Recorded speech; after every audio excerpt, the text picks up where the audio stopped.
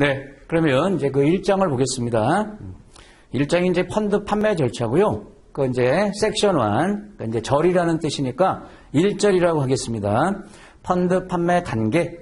여러분 거기 보면 이제 그 6단계 이렇게 판매 절차가 있는데요. 요거는 이제 모든 투자자가 아닙니다. 그 첫째 줄에 일반 투자자 밑줄 보세요. 일반 투자자가 그 밑에 줄 여러분 중간에 영업점 방문 거기다 밑줄 보세요. 그러니까 일반 투자자가 영업점에 왔을 때 적용하는 겁니다.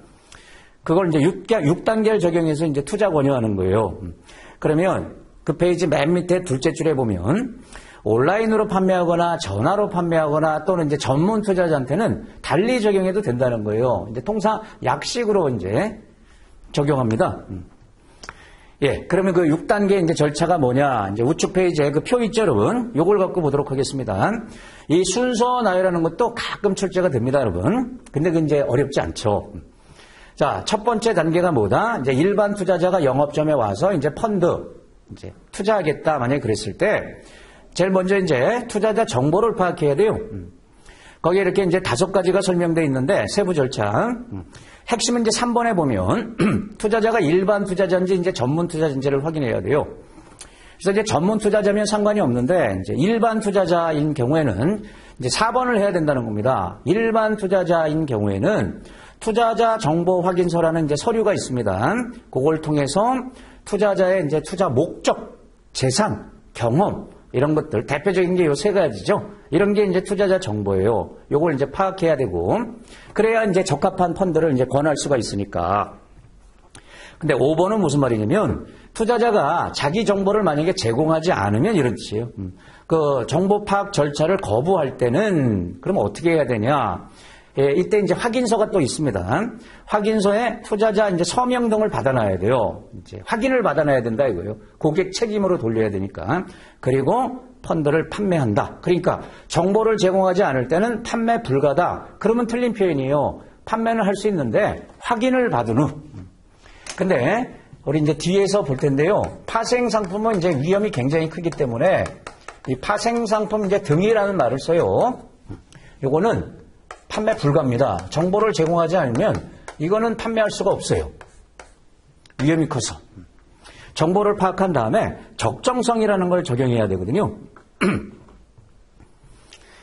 예, 참고하시고요. 그 다음에 이제 두 번째 단계가 이제 투자자 이제 유형을 분류하는 겁니다. 6번이 그 정보 확인서 있죠? 그걸 활용해서 이제 성향을 분류하고요. 그 7번은 뭐냐면 그 고객 성향을 지체 없이 알려주라는 겁니다. 투자자한테 고객님 성향은 뭐 보수적입니다. 공격적입니다. 이렇게 이제 알려주라는 거고. 그 다음에 이제 세 번째 단계가 뭐냐면 금융회사들은 이제 그 상품들을 갖춰놨을 거 아닙니까? 그거 이제 위험 등급들도 다 이제 있고요. 그래서 투자자한테 이제 적합한 펀드를 선정한다. 이런 뜻이에요. 적합한 펀드. 그걸 이제 투자 권유하는 겁니다. 예, 제가 지금 말씀드린 게 8번이고요. 이제 9번을 보시면 근데 만약에 투자자가 자신의 성향에 따른 판매회사 권유 펀드를 거부하고, 그러니까 판매회사가 권유한 펀드를 거부하고, 특히 더 높은 위험 수준의 펀드, 그러니까 낮은 위험 수준의 펀드면 상관이 없어요. 근데 더 위험이 큰 펀드 있죠? 그 매수를 요청하는 경우에는 그럼 어떻게 해야 되냐? 자기 성향보다 고위험 등급. 예, 그러면은 역시 또 서류가 있습니다. 부적합 금융투자상품 거래 확인 내용이 포함된 확인서. 고객님한테 부적합합니다. 이 확인서에 또 확인을 받아 놓으라는 거예요, 여러분. 뭐든지 이제 근거를 남겨야 되니까 확인서를 받고 판매하는 겁니다. 또는 경우에 따라 중단할 수도 있다. 자, 이제 그다음에 이제 4단계가 펀드에 대해서 이제 설명해 주는 겁니다. 설명을 한다. 이때 이제 투자 설명서라는 이제 그 법적 이제 공식 문서가 있어요, 여러분. 그 투자 설명서를 이제 설명을 하고요. 그 다음에 이제 투자자가 이제 가입할지 말지 이제 의사를 확인해야 되겠죠. 거기 이제 11번 첫 번째 보면은 설명을 들은 투자자가 이제 펀드 매수를 원하지 않으면 그냥 설명 잘 들었다. 근데 다음에 오겠다. 그랬을 때는 어떻게 해야 되냐. 뭐 재권유를 해야 되냐. 즉시 재권유해야 되냐. 기다려야 되냐. 이제 그런 것들도 규정이 돼 있어요. 특히 여러분 그 두 번째 보시면 그 밑에 현재 그 투자자 이제 의사를 확인하고 이제 계약을 체결하면 되는 건데요. 거기에 그 별표 표시된 거 있죠, 여러분. 투자자 중에 이제 3가지 유형. 최초 신규 투자자입니다, 여러분. 신규 투자자, 그 다음에 나이가 많은 고령, 초고령. 참고로 여러분 고령 그러면 만 70세 이상이에요. 80세 이상이면 이제 초고령으로 분류하는데요. 이 세 유형의 투자자들이 거기 6가지 상품 있죠? E자 들어가는 거 ELS, ELD, ELD가 아니고 ELS, ELF, ELT. 그 다음에 D자 들어가는 거 DLS, DLF, DLT. 이 6가지 상품을 판매할 때는 계약 체결 이전에 또 적합성 보고서라는 걸 또 교부해 줘야 돼요. 적합성 보고서. 이거 좀 알아두세요, 여러분. 모든 펀드 상품이 아니고 여기 이제 6가지 상품을 모든 투자자가 아니고 신규나 나이 많은 투자자 있죠? 일단은 적합성 보고서라는 게 있는데 그걸 또 교부해 줘야 된다. 아무래도 나이가 많은 분들이 좀 위험한 상품에 투자할 때 뭐 이런 뜻이에요, 여러분. 또는 초보자가. 네, 이 6가지 상품은요, 이게 파생 상품이 다 결합되어 있어요, 여러분. 그 내부에 보면 파생 상품이 들어가 있기 때문에 위험하다고 보는 거예요. 마지막 6단계는 이제 사후 관리하는 거다. 자, 이렇게 해서 이제 미리 봤습니다. 이걸 이제 구체적으로 이제 뒤에서 살펴볼 거예요. 자, 이제 2장으로 가보겠습니다. 투자 권유 준칙.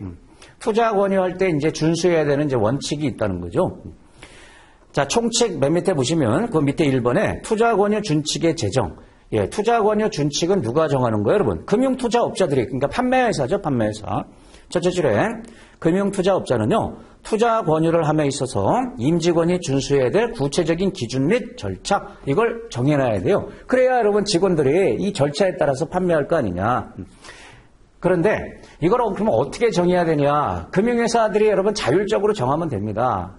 근데 이제 표준 가이드를 주는 게 있어요, 여러분. 우측에 가시면 첫째 줄에 금융투자협회라고 있죠, 여러분. 협회. 협회는 그 밑에 표준 투자 권유 준칙을 제정해놨어요. 협회가. 표준자가 들어가면 있지 않습니까, 여러분? 표준 판매 절차, 투자 권유 절차 그러면 표준은 다 협회가 만듭니다. 협회가 표준 투자 권유 준칙을 만들어 놓은 게 있기 때문에 이걸 이제 참조해서 이걸 수정하든지 그대로 쓰든지 이제 그렇게 한다. 투자 권유 준칙. 그럼 우리는 이 협회가 만들어 놓은 표준 투자 권유 준칙. 예, 그거에 따라서 이제 공부를 하는 겁니다. 자, 이제 용어의 정의라 그래서 여러분, 이제 1번을 보겠습니다. 여러분, 투자 권유. 그 자체 말이 어렵진 않잖아요, 여러분. 투자를 권유하는 거예요. 근데 이게 이제 무슨 뜻이냐. 그렇게 규정을 하고 있단 말이에요. 투자 권유란 특정에다 동그라미 있어요. 불특정 투자자가 아닙니다. 영업점에 방문했으니까 이제 대면하는 거죠. 면대면인. 이렇게 대면하고 하는 거기 때문에 이제 특정 투자자라고 보는 겁니다. 특정 투자자를 상대로 금융투자상품 매매하세요. 그러니까 이제 펀드 매매하세요. 또는 자문계약 체결하세요. 일임계약 체결하세요. 신탁계약 체결하세요. 이렇게 4가지 체결을 권유하는 것. 예. 그러니까 계약 체결을 전제로 투자를 권유하는 것. 그게 투자 권유예요. 참고로 여러분 그냥 뭐 단순히 정보 제공하는 거 있죠? 상담 차원에서 정보만 제공하는 건 투자 권유로 보지 않아요. 그러니까 계약 체결을 전제로 하는 거예요. 자, 2번은 넘어가고 여러분 3번에 이제 파생상품 등이란 말이 나온단 말이에요. 이런 규정들이 많습니다, 여러분. 좀 강화된 규정인데 파생상품이 이제 위험하지 않습니까? 왜 등이란 말을 쓰냐면, 그러니까 파생상품 자체만 적용하는 게 아니고 니은의 파생결합증권, 증권 중에 여러분 파생상품이 결합된 증권이 있습니다. 그리고 디귿, 리을 그 2개는 여러분 디귿에 보면 그 10%란 말이 있고 리을에 보면 50%란 말이 있는데요. 그 디귿, 리을이 그게 파생상 펀드입니다. 그 이 과목에서 이제 이거 자세히 다룰 겁니다, 여러분. 이게 이제 파생상품 펀드거든요. 그러니까 파생상 펀드도 파생상품 등에 들어가고요. 근데 거기 디귿에 여러분 거기 가로를 보면 좀 힘들더라도 그거 봐야 됩니다, 여러분. 이거 나올 수가 있습니다. 그래서 여기에 잘 체크해 놓으셔야 돼요, 여러분. 좀 외워두셔야 되는데 인덱스 펀드는 여러분 제외되는데 레버리지 또는 이제 인버스 ETF 이런 게 있어요, 여러분. 레버리지 2배, 3배 수익을 추구하는. 그리고 이제 인버스는 시장하고 반대로. 이런 형태의 ETF들은요, 반드시 파생 상품이 들어갑니다. 일반 인덱스 펀드에는 파생 상품이 안 들어가요. 안 들어갈 수가 있는데 그래서 그건 제외되는데 레버리지 인버스는 반드시 파생 상품이 들어가기 때문에 그것도 포함되는 겁니다. 자, 요거를 이제 이 과목 파생상 펀드라는 과목에서 다시 이제 자세하게 공부할 거예요, 여러분. 그 밖에 미음에 여러분 이제 조건부 자본증권 좀 말이 어렵죠? 생소하시죠? 이 조건부 자본증권도 이것도 굉장히 이제 위험한 증권이에요. 그래서 크게 이렇게 5가지는 파생상품 등이다. 여기에 들어간다. 아시겠죠? 자, 이제 3번에 투자 권유 판매 일반 원칙. 그래서 동그라미 그 4개가 나오는데 요건 한번 복습할 때 각자 한 번만 읽어보세요. 새로운 내용 하나도 없어요. 이미 다 알고 계신 내용들입니다. 자, 이제 2절로 가보겠습니다. 투자자 구분. 그러니까 이제 투자자가 방문했을 때, 이번에 일반 투자자인지 이제 전문 투자자인지 이제 구분해야 되는데, 우리는 이 투자 권유 절차는 일반 투자자를 대상으로 하는 겁니다. 전문 투자자는 약식으로 해도 돼요. 스스로 위험 관리 능력을 갖고 있으니까. 네, 여기서 여러분, 2번하고 3번, 요것 좀, 알아놔야 됩니다.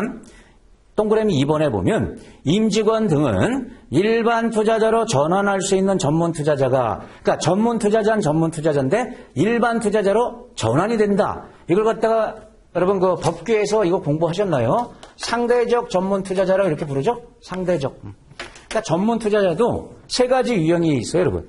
무조건 전문 투자자, 그걸 절대적. 일반 투자자로 자기가 원하면 바꿀 수 있는, 그게 상대적. 또는 자발적 전문 투자자. 뭐 이렇게 이제 나누는데, 이게 이제 그 상대적 전문 투자자를 얘기해요.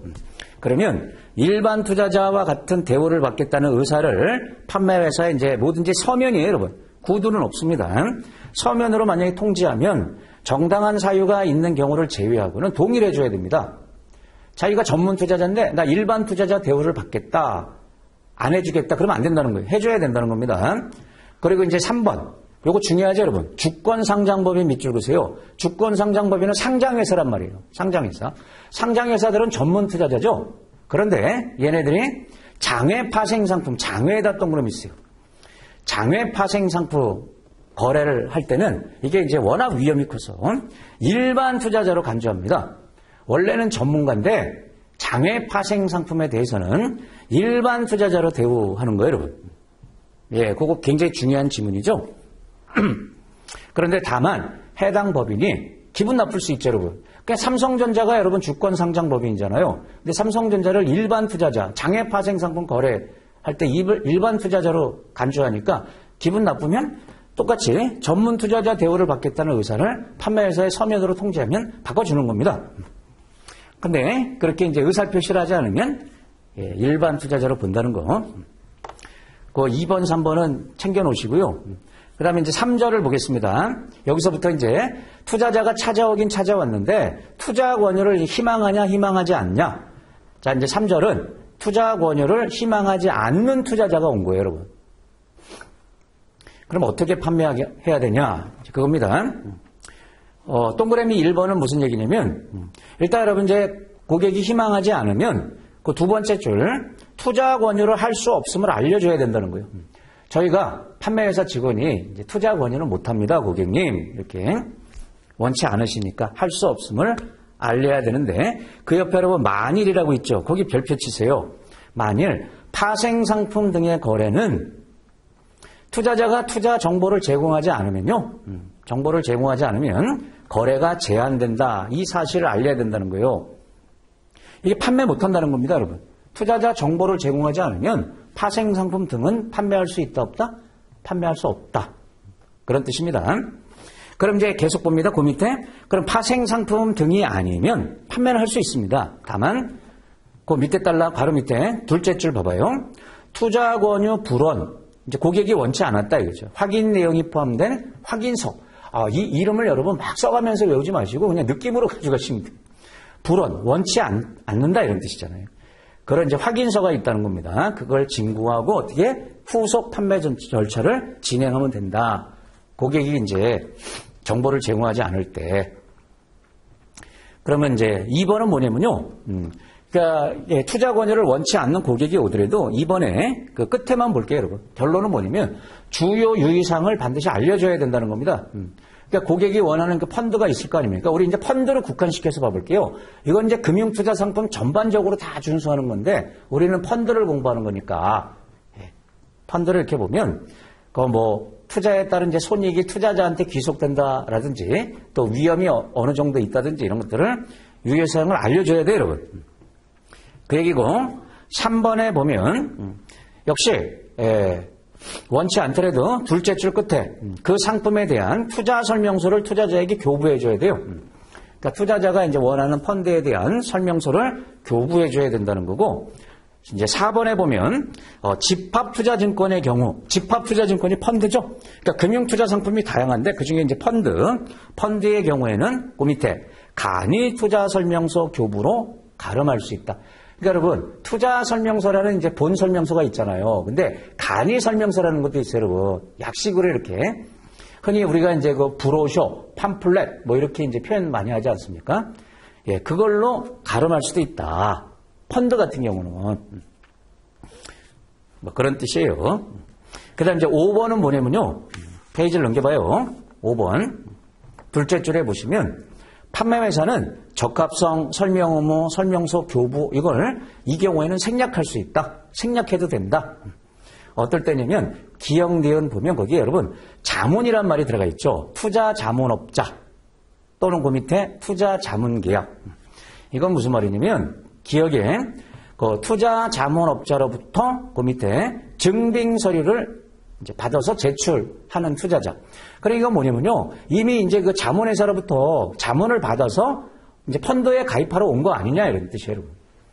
그러니까 아무것도 모르는 상태에서 오는 게 아니고 자문 계약을 체결해서 그 자문업자가 전문가 집단이잖아요, 여러분. 거기서 이 투자자한테 어떤 펀드 가입하세요. 그런 거 추천을 받고 왔을 때는 이 절차를 안 지켜도 된다는 겁니다. 그럴 때 이제 예외로 생략할 수 있다. 니은도 마찬가지죠. 그 뜻이에요.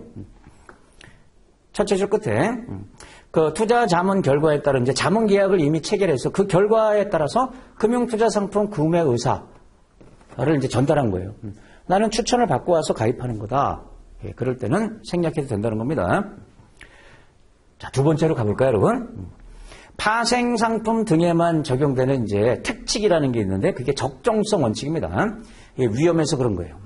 자, 1번은 뭐냐면 자, 투자자에게 파생 상품 등을 판매하려는 경우에는 반드시 그 밑에 끝에 투자자의 목적, 재산, 경험, 이 핵심 세 가지 등등이 있는데 이거를 파악해야 된다. 이게 필수입니다, 여러분. 이걸 고객이 정보를 제공하지 않으면 판매할 수 없다고 그랬죠? 그걸 파악해야 된다. 그리고 2번에 끝에 세 줄만 봐볼게요, 여러분. 예, 맨 밑에서 세 번째 줄 임직원 등은 투자자가 스스로 적정하지 않은 적정성, 그러니까 고객한테 적정하냐 안 하냐 이걸 알려주는 거거든요. 적정하지 않은 파생 상품 등에 투자하고자 하는 경우에는 부적합합니다. 이런 금융투자상품 거래 내용 확인 양식을 통해서 또 이제 알려줘야 된다는 거예요. 투자자에게 적정하지 않다는 사실을 인식시켜줘야 된다. 이걸 적정성 원칙이라고 불러요. 적정성 원칙. 그러면 여러분 그 1번, 2번 이걸 왜 나누느냐면 1번 고객 정보를 파악해야 되는 거죠. 이 자체를 파악할 수 없으면 파생상품 등은 판매할 수 있다 없다? 없습니다. 근데 이제 고객이 정보를 제공했어요. 그럼 그걸 통해서 2번 적정한지를 알려줘야 된다는 겁니다. 고객한테. 부적정합니다. 이런 식으로 적정합니다. 부적정합니다. 반드시 이걸 알려줘야 된다는 거예요. 그런데 그 2번 그거는요. 일종의 경고만 하는 거예요. 여러분. 경고를 해주는 거지. 그럼 부적정하다 그래서 판매 못하는 건 아닙니다. 예, 2번 판매 불가라 그러면 그건 틀려요. 경고를 해주라는 겁니다. 그러니까 적정성 원칙은 경고의 의미예요, 여러분. 네. 다음에 이제 4절. 이번에는 이제 뭐예요? 투자 권유를 희망하는 투자자가 이제 찾아온 거예요. 그러면 이제 어떻게 해야 되냐? 먼저 이제 투자자 정보 파악. 그 동그라미 1번 보시면 그 첫째 줄 끝에 투자 권유 전에 면담 질문 등을 통해서 역시 이제 투자자의 투자 정보를 그 서류가 있다 그랬죠, 여러분. 투자자 정보 확인서. 여기에 따라 파악해야 되고 그 밑에 서명 등의 방법으로 뭐든지 이제 근거를 남겨야 되니까 확인을 받아놔야 된다. 고객 정보를 파악해라. 투자자 정보 확인서라는 이제 서류가 있는데요. 일단 여러분 요거 파악할 때는요. 그 밑에 줄 중간에 자필, 투자자가 자필로 작성해도 되고요. 그 밑에 컴퓨터 단말기에 입력해도 됩니다, 여러분. 단말기를 통해서 이렇게 질문을 던지고 입력하고 이렇게 해도 되고 자필로 작성해도 된다. 그리고 지금 펀드를 여러분 이제 온라인으로 가입할 수도 있거든요. 밑에 달라 그거예요, 여러분. 자, 일반 금융투자 상품과 달리 만약에 온라인으로 펀드에 투자할 때는 그러면 이제 방문하는 게 아니잖아요. 이럴 때도 그 밑에 줄 끝에 시스템을 이제 구축해 놔야 된다. 판매회사들은 온라인으로 이제 이렇게 확인하는 절차, 이 시스템을 다 만들어 놓고 있습니다. 뭐 그런 뜻이고. 자, 그 정도만 보죠. 2번. 그러면 이것도 이미 앞에서 한번 했는데 기억나시죠, 여러분? 2번 끝에 보면 지체 없이 이제 제공해야 된다. 투자자 성향이 나오면 그걸 바로 알려줘야 된다. 그래서 이제 페이지를 넘기시면요. 그 상단에는 이제 표 2-1이 있는데 이거는 여러분 그냥 일종의 예시입니다, 여러분. 뭐 1방식이 뭐고 2방식이 뭐냐 시험에 안 나옵니다. 그런 식으로 이렇게 이제 고객 성향을 분류해요. 이거는 여러분 그 표 바로 밑에 줄에 있잖아요. 판매회사가 이제 자율적으로 하는 겁니다. 판매회사가 자율적으로 나름 이제 분류 기준을 만들어 놓는다. 그리고 이제 3번. 정보를 파악할 때, 투자자 정보를 파악할 때 3번은 뭐냐면 첫째 줄 중간에 본인으로부터 파악하는 게 원칙이죠. 본인한테 파악해야 되는데 경우에 따라 두 줄 밑에 중간에 대리인으로부터 파악할 수도 있어요, 여러분. 대리인으로부터 투자자 본인 정보를 파악할 수 있냐 없냐 이렇게 물으면 가능하다. 대리인. 물론 이제 대리인이 그 자격이 있는지 그 서류를 통해서 이제 위임자 이런 걸 당연히 봐야 되지만 대리인도 가능하다는 거. 그리고 우측에 4번은 뭐 넘어갈게요, 여러분. 그 5번은 무슨 얘기냐면 5번으로 갑니다. 그 둘째 줄 끝에 보면 핵심 뭐냐면 위험이 높지 않은 금융투자 상품만을 거래하려고 하는 투자자가 있다. 그러니까 위험이 크지 않은 상품. 그럴 때는 그 밑에 줄 투자자 정보를 간략하게 파악해도 된다. 그러니까 모든 상품을 다 획일적으로 이렇게 투자자 정보를 파악하는 게 아니라는 거예요, 여러분. 위험이 크지 않은 상품이 있죠? 이런 것들은 간략하게 정보를 파악해야 됩니다. 그럼 어떤 게 위험이 크지 않는 상품들이냐? 그게 첫째 줄에 나와 있는 거예요, 여러분. MMF, 펀드 중에서 이제 MMF. 이거 아주 저위험 상품으로 분류하죠? 또는 국채, 지방채, 특수채. 느낌이 오시죠, 여러분? 이런 것들은 위험이 적잖아요. 그 약식으로 파악해야 된다. 자, 6번은 여러분 이제 생략하겠습니다. 근데 왼편에 와봐요, 여러분. 그럼 이제 성향을 분류할 때 고객 성향 분류하는 방법들이 있어요, 여러분. 그것도 일종의 예시지만 표. 이것도 시험에 난 적이 있습니다, 여러분. 적합성 판단할 때요. 고객 성향을 판단할 때 그 점수를 갖고 판단할 거냐, 뭐 추출 방식이냐 이게 있단 말이에요. 여러분 점수와 방식을 이거 많이 쓰죠. 고객님 투자 경험 이렇게 체크하잖아요. 뭐 1년 미만, 1년에서 3년, 뭐 3년 이상. 그럼 거기에 따라서 3점, 4점, 5점 이런 식으로 해서 점수를 보고 누적 점수를 보고 성향을 판단하는 거예요. 이게 이제 점수 방식인데 이 장단점이 있단 말이에요, 여러분. 점수 방식은 장점이 뭐다? 객관적이다. 점수를 딱딱 이렇게 정해놨으니까. 이해가 용이하다. 하지만 단점이 커요. 단순 점수를 합산하기 때문에 특정 성향을 반영할 수 있다, 없다? 없죠, 여러분. 총 점수만 보니까 총 점수가 80 나오는데 국어를 잘하는지 수학을 잘하는지 그걸 모른다는 거예요. 그래서 이 불완전 판매 가능성이 큽니다. 불완전 판매. 점수 방식은 쉽지만 불완전 판매. 그럼 이제 추출 방식이라는 게 있어요, 여러분. 추출 방식은 뭐냐면 설문에 대한 답변을 통해 갖고 부적합 상품을 순차적으로 추출해내는 거다. 여러분 그 예능 프로그램 같은 데 보면 그 이상형 월드컵 이런 거 있죠? 그러니까 이제 이상형을 고르는 거 있잖아요. 사진 2개를 보여주고 마음에 드는 사람 이상형 딱 고르면 하나는 제외. 이런 식으로 제외하고 또 이렇게 2개씩 보여줘서 최종적으로 남는 거. 그게 이제 그 사람 이상형이 되듯이 판매회사 갖고 있는 상품들이 있을 때 2개씩 보여주겠다는 거예요, 여러분. 쉽게. 여기서 마음에 안 드는 거 제외하세요. 그러면 이제 이거 마음에 안 들어. 그러면 이렇게. 그리고 이제 쭉쭉쭉쭉 비교하다 보면 최종적으로 상품 하나가 나올 거다. 그럼 그걸 보고 고객 성향을 파악할 수 있다. 아, 고객님이 지금 가장 적합하다고 이렇게 고르신 거는 이게 이제 뭐 중위험 상품이네요. 뭐 이런 식으로. 그게 추출 방식. 이해되셨죠? 그럼 이게 장점. 요걸 잘 보세요, 여러분. 추출 방식의 장점은 부적합 상품을 고객이 스스로 제거했단 말이에요. 그래서 불완전 판매 가능성이 가장 낮은 형태. 불완전 판매 가능성이 가장 없는 거. 그게 추출 방식이에요. 반면에 이제 단점은 이제 그 정교한 설문, 프로세스, 이걸 갖춰야 된다는 거고. 그래서 이제 2개를 섞어서 할 수도 있다는 거예요. 그게 이제 혼합 방식이고. 혼합 방식은 두 개 이제 장단점이 결합되어 있겠죠. 그리고 이제 상담 보고서, 이거는 굉장히 시간이 오래 걸리겠죠. 예, 이제 우리 병원에 가서 이렇게 상담받듯이 하는 거예요. 장점은 심층 분석이 가능하다는 거죠.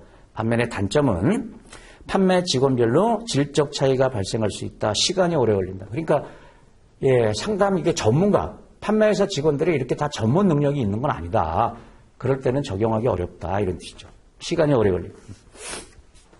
예, 이것도 예, 난적이 있으니까 그 장단점 이렇게 체크를 해놓겠습니다.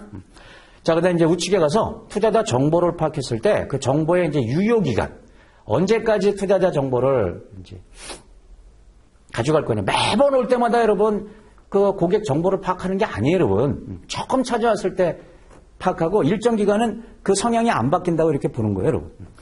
자, 1번을 봅니다.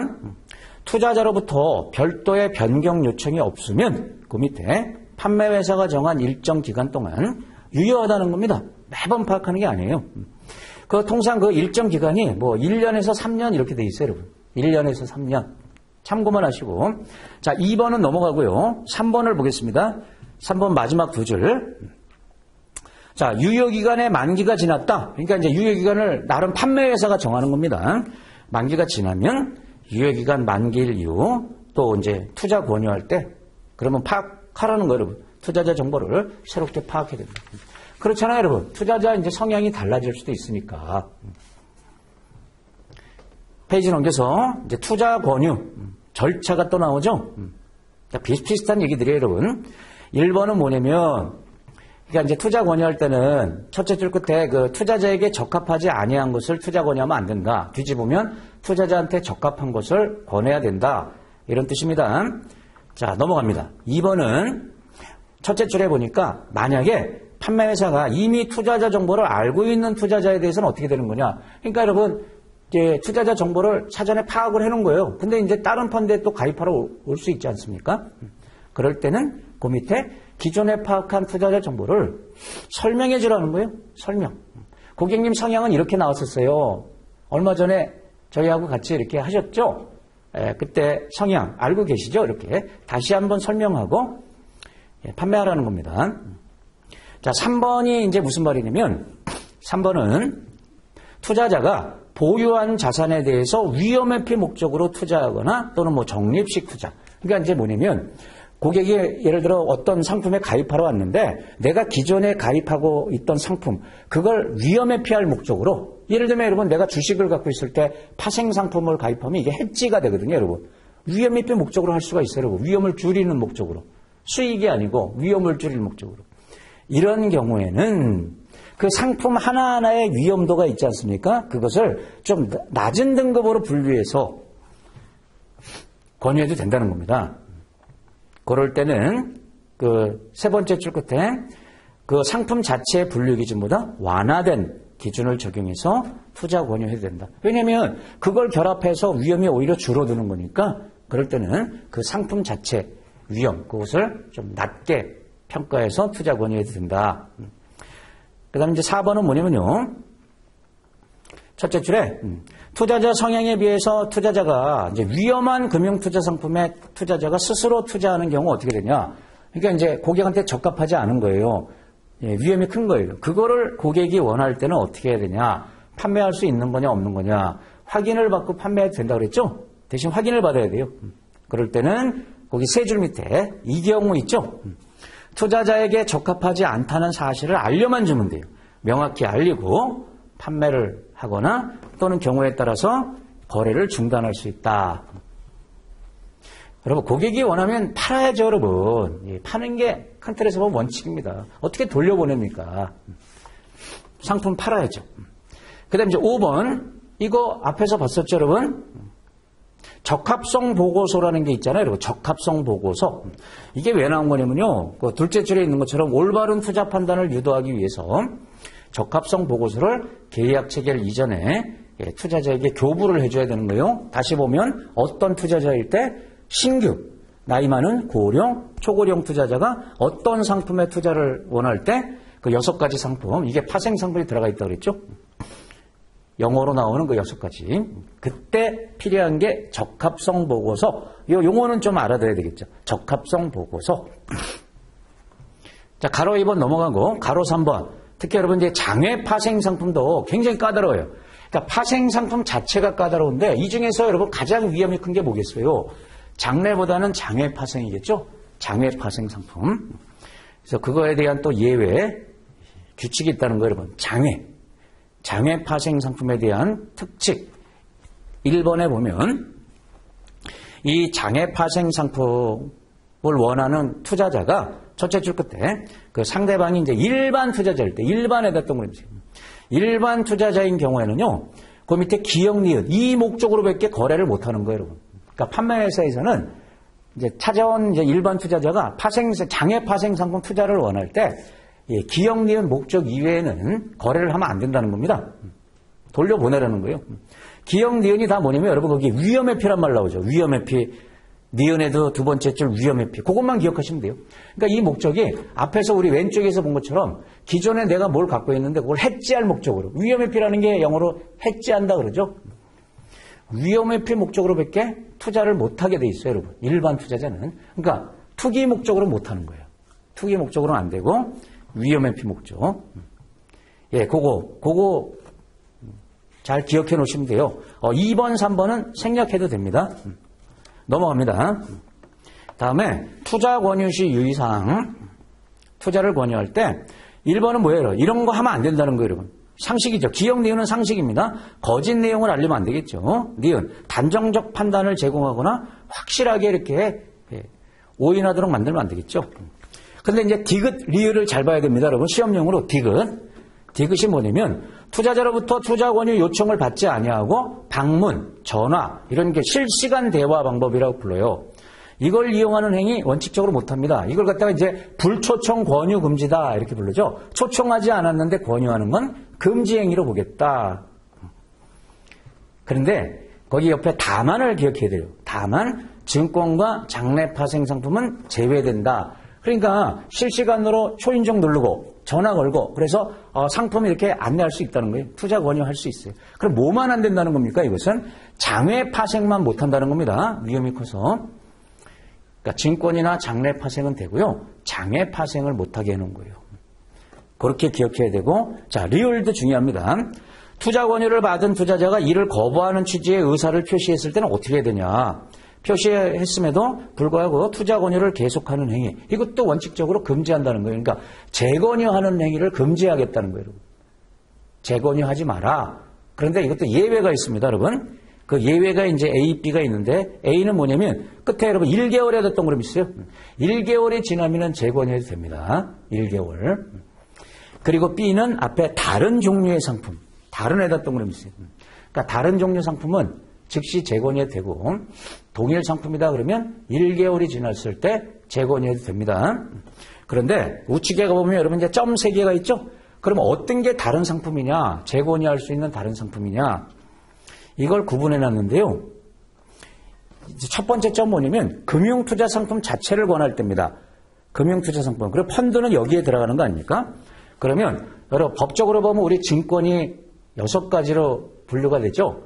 그리고 이제 파생 상품은 장내하고 장외가 반드시 달라요, 여러분. 규정에 보면 이걸 별도로 해놨어요. 위험의 크기가 달라가지고. 그러면 이렇게 8가지를 다른 상품으로 보는 겁니다. 금융투자 상품 매매에 대해서 투자 권유할 때는. 그리고 그 밑에 자문계약이나 일임계약을 투자 권유할 때 이 계약 체계를 자문이나 이름은 3가지를 다른 상품으로 이렇게 분류를 하는 거예요. 증권 6가지를 다 하나로 보는 겁니다. 그러니까 지분증권 마음에 안 들면 채무증권 어떠세요? 이렇게 권하면 안 된다는 거예요. 자문이나 일임에서는. 증권은 다 하나로 보고 장내, 장외 이걸 별도로 보고 그래서 3가지 유형이 있고 신탁계약에 대해서 권유할 때는요. 2가지로만 나눠요. 금전신탁이냐 그 밑에 것들은 그걸 총칭해서 재산신탁이라고 불러요, 여러분.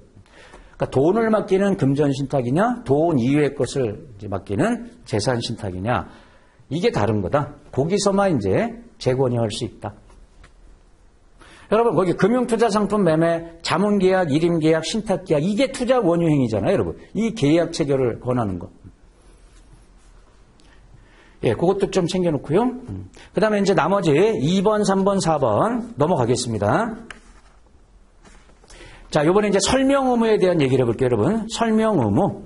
이제 설명 의무입니다. 반드시 고객한테 여러분 상품 설명을 해줘야 되는데. 자, 1번에 보면, 그럼 이제 어떤 걸 설명해야 되냐 이런 뜻인데요. 둘째 줄, 중간부터 보겠습니다. 이제 설명을 하고 나서요. 설명한 내용을 투자자가 이해했으면 역시 서명 등에, 꼭 서명만 하는 건 아니죠. 서명 등의 방법으로 확인을 받아야 된다는 거예요. 뭐든지 확인받아야 돼요.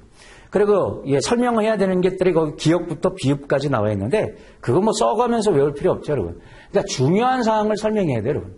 그 상품 관련된 중요한 사항들 그런 걸 설명해야 된다. 그런 뜻이고 자, 2번은 무슨 얘기냐면 2번은 그 둘째 줄 끝에 투자자 이렇게 고려해갖고 설명의 정도를 달리할 수 있다. 그러니까 상품 투자자에 따라서 상품에 따라 투자자에 따라 이런 뜻입니다. 상품이나 투자자에 따라 설명 정도를 획일적으로 해야 된다. 그러면 안 되겠죠, 여러분. 모두 예, 동일하게 설명해야 된다. 그럼 틀린 표현이고요. 설명의 정도를 당연히 달려야 되겠죠. 초등학생하고 대학생하고 설명 방법이 다르듯이 예를 들면 상식이고요. 우측에 이제 3번으로 바로 가볼까요? 동그라미 3번은 뭐냐면 그 둘째 줄 고객한테 이제 설명을 이렇게 하고 있는데 고객이 이해하지 못할 때 어떻게 해야 되냐? 이해하지 못하는 경우에는 투자 권유를 계속해라 해서는 안 된다. 피곤하게 하지 마라 이거예요. 계속해서는 안 된다. 일단 중단해라 이런 뜻이.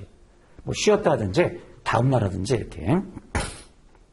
그리고 4번 설명을 했다. 고객이 확인했다 그러면 둘째 줄에 투자자에게 설명서를 교부해야 된다 그랬어요. 교부하는 게 원칙입니다. 고객이 안 받겠다 이렇게 거부하지만 않으면 예, 교부하는 것도 의무예요, 여러분. 교부 의무. 거기까지만 보죠. 5번, 6번 생략해도 될 것 같고요. 페이지 넘겨서 그럼 이제 해외 펀드에 투자할 때 이런 뜻이에요. 외화 증권에 대한 설명 의무 특징. 그럼 이게 뭐예요, 여러분? 해외 투자 상품이죠. 해외 자산에 투자하는 우리 이제 펀드 그럴 때는 또 별도로 이제 추가적으로 설명해야 되는 게 있겠죠, 여러분? 대표적인 게 1번, 2번만 보겠습니다, 여러분. 투자 대상 국가가 대한민국이 아닙니다, 고객님. 그래서 이게 뭐 중국일 수도 있고 미국일 수도 있고 뭐 유럽일 수도 있을 때 그 해당 국가에 대한 이제 상황을 또는 위험을 그거를 설명을 해야 된다는 거고 특히 2번 이게 이제 화폐가 다르잖아요. 해외 투자할 때는 원화가 아니고 외화로 투자되기 때문에 환율 변동 위험이 있습니다, 고객님. 그거를 잘 설명해야 된다는 거죠. 또 환해지를 해야 됩니다. 뭐 등등. 화폐가 다르기 때문에. 상식이죠? 자, 그 정도 하고 5절로 가겠습니다, 여러분. 5절. 그 판매회사들은요, 고객 성향을 이렇게 분석하고 나면 자기네들이 갖춰놓은 상품, 그 위험군들이 있어요, 여러분. 그래서 그걸 결합해갖고 적합한 걸 선정하는 거예요. 그래서 이제 위험도 분류다. 상품에 대한 위험도 분류. 그거 이제 1번은 넘어가고요. 우측에 그 표를 보겠습니다. 그래서 이제 판매회사들은요, 자기네들이 상품을 이렇게 그룹을 나눠 놓는데 그 표가 뭐냐면 왼쪽에 그 정량 요소, 정성 요소 이렇게 이런 걸 고려해가지고 정량이라는 건 이제 수치와 관련된 거죠. 정성은 이제 수치하기 어려운. 거기에 뭐 구분해 보면 그 항목들이 있는데 그냥 참고 정도 하시고요.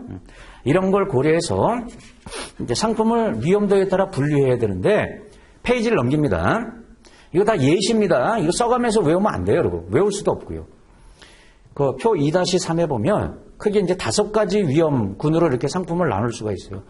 초고위험 상품, 고위험, 중위험, 저위험, 초저위험 등등 그렇게 나누고 그러면 원칙이 뭐냐면 2-4에 보면 자, 고객 성향을 만약에 5가지 성향으로 이렇게 구분했다. 그럼 상품 위험군도 5개가 있으면 거기 이제 고객 투자자 성향이 안정형이 나왔다. 가장 보수적인 성향이죠. 그러면은 반드시 저위험 상품을, 초저위험 상품 있죠? 그것만 권할 수가 있다는 거예요. 나머지는 권하면 안 된다는 거예요. 안정 추구형으로 나왔다. 그러면 제일 위험이 낮은 것부터 두 단계까지. 그 다음은 3단계, 4단계. 공격 투자형은 아무거나 권해도 상관없다는 거죠. 공격 투자형. 예, 이런 식의 이제 가이드라인이 있다는 거예요. 이게 표준 투자 권유 준칙에 이런 이제 내용들이 있다는 거예요. 자, 우측에 가서 여러분 거기 그 삼각형 그걸 다시 한번 보겠습니다. 위험 상품들을 이제 위험별로 이렇게 분류할 때 판매회사가 하는 거예요, 여러분. 첫 번째, 판매회사는 자기네가 지급하는 다양한 상품들이 있을 거 아닙니까? 그것을 두 번째 줄, 금융상품에 대한 위험도를 분류해서 이제 기준을 정해놔야 된다. 두 번째, 위험도를 분류할 때는 정량, 정성 요소를 감안해야 되는데 모든 걸 감안할 필요는 없다. 그걸 고려해서 이제 나누지만 모두 고려할 필요는 없고 좀 선별 적용해도 된다. 선별 적용해도 되고 세 번째, 특히 여러분 장외 있잖아요. 장외 동그라미 있어요. 장외 파생 상품에 대한 위험도 분류는 다른 금융투자 상품과 별도로 제정, 운영해야 된다. 워낙 위험이 커서 그래요. 그 장외는 예외가 많아요, 여러분. 별도 기준이 필요하다. 장외 파생은. 그래서 그 박스 안에 여러분 예시가 있는데 넘어가죠. 그 밑에 보시면 그 밑에 내용은 뭐냐면 그 끝에 주기적으로 조정할 필요가 있다. 그러니까 한번 위험군을 분리하면 그대로 가는 거냐? 아니라는 거예요, 여러분. 주기적으로 또 재편할 필요가 있다. 재편해라 이런 뜻이고 마지막 그 삼각형에는 둘째 줄 이렇게 이제 금융투자 상품 위험도 분류표 이게 이제 그 표가 있단 말이에요. 이걸 상담 창구에 비치하고 투자 권유할 때 이를 이제 활용해라 이런 뜻이에요. 고객한테도 보여주고 설명할 때 이걸 갖고 설명하고 예를 들면 왼쪽에 여러분 그 상단에 그 표 있잖아요. 이런 이제 그게 있어서 고객님 성향이 이렇게 나왔기 때문에 그럼 이런 상품군에는 저희가 권유할 수 있는데요. 뭐 이렇게 됐죠? 계속 봅니다. 그 동그라미 2번, 3번은 넘어가고요. 4번을 보겠습니다. 이건 이제 뭐냐면요. 포트폴리오 투자할 때, 그러니까 특정 상품 하나가 아니고 고객의 포트폴리오를 만들어줄 때, 고객의 포트폴리오를 만들어줄 때는 그 밑에 가중평균한 포트폴리오 위험도를 사용할 수도 있다. 그러니까 하나하나 개별 상품은 여러분 위험이 커요. 고객 성향에 비해서 위험이 크더라도 이게 포트폴리오가 되면 여러분 분산 투자가 되잖아요. 위험이 줄어드는 거 아시죠? 그러면 개별 위험이 아니고 가중평균한 포트폴리오 위험을 갖고 투자 권유하면 된다. 이런 뜻이에요. 자, 마지막. 제 6절을 보겠습니다. 그 밖에 투자 권유할 때 이제 유의사항. 계약 서류를 이제 교부해야 된다. 계약 서류. 첫째 줄 끝에 이제 계약을 체결하면 지체 없이 이제 교부하는 게 원칙이에요. 계약 서류에 관해서. 그런데 거기에 동그라미 3개 이거는 뭐냐면 교부하지 않을 수도 있다는 거예요. 이게 종이 낭비라고 보는 거예요, 여러분. 서류니까 이게 종이 낭비 아니냐. 1번의 핵심 뭐예요, 여러분? 1번은 뭘 설명하고 있어요? 두 번째 줄 보면 계속적 반복적으로 거래할 때. 그러니까 예를 들어서 여러분 적립식 펀드는 다달이 돈을 투자하지 않습니까? 근데 그 투자할 때마다 매달 계약 서류를 교부하면 종이 낭비다 이런 뜻이죠. 계속 반복적으로 거래할 때. 그리고 2번 투자자가 거부하겠다는 거예요, 여러분. 안 받겠다 이렇게 거부하면 뭐든지 여러분 서면입니다. 그럼 이제 서면으로 확인을 남기고 교부하지 않아도 되고.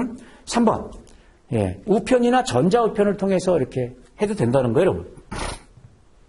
계약 서류 자체를 우편, 전자우편 그럴 수도 있다. 두 번째 여러분 그러니까 손실 보전 등을 약속하면 안 되죠. 판매회사가 고객님 손해 보시면 저희가 원금은 보장해 드릴 거예요. 절대로 하면 안 되죠, 여러분. 그건 상식이니까 안 읽어도 될 것 같고. 자, 이제 3번에 가서 투자 매매 및 중개업자가 해서는 안 되는 거. 여러분 여기 투자 매매 중개업자가 이 펀드 판매회사를 얘기한다 이렇게 보시면 돼요. 펀드 판매회사를 자본시장법에서는 투자 매매 중개업자라고 불러요. 매매 중개업자. 자, 과당 매매를 권하면 안 된다는 거예요. 과당 매매라는 게 뭐예요? 샀다 팔았다 자꾸 권하는 거 있잖아요. 이걸 권하지 말라는 거예요. 이러면은 고객은 손해보면서 판매회사만 수수료 수입을 얻을 수 있기 때문에 과당 매매 권하면 안 돼요. 과당 매매. 세 번째 줄 끝에 빈번한 거래, 또 과도한 거래 이런 걸 권하지 말라는 건데요. 올라도 이제 파세요. 다른 걸로 갈아타세요. 손실봐도 역시 손절하고 다른 걸로 갈아타세요. 저희가 수수료 먹어야 돼요. 그러면 이게 여러분 과당 매매인지 아닌지 이게 이제 뭘 갖고 판단하냐 거기 4가지가 있는데 핵심이 1번이 여러분 수수료 총액이에요. 투자자가 부담한 이 과정에서 부담한 수수료 총액. 근데 그게 얼마 이상일 때냐 이런 기준이 없고요. 수수료를 보고 과당 매매 여부를 판단하는 거예요. 하는 거예요. 그리고 2번, 3번, 4번은 한번 읽어보시고요. 근데 여러분 이게 시험에 나면 거꾸로 기억하셔야 돼요. 투자자가 이익 받냐 손실 받냐 이 과정에서 이 여부는 판단 기준에 들어가지 않습니다. 과당 매매를 판단할 때 이익 손실 여부를 본다. 아닙니다. 이게 안 들어간다는 거. 수수료 총액이 핵심이라는 거. 아시겠죠? 그 다음 마지막에 부당한 권유를 해서는 안 되겠죠? 거기 1번, 2번, 3번 나오는데 그건 뭐 안 읽어도 상관없고 여러분 복습할 때 한 번만 읽어보시면 될 것 같아요. 네, 그래서 첫째 시간은 대부분 이제 펀드 판매할 때 이제 창구에서 이루어지는 6단계 판매 절차 관련된 내용들을 다뤘는데 이해하면 여러분 저절로 이제 머릿속에 남겠죠? 자, 여기까지 하도록 하겠습니다.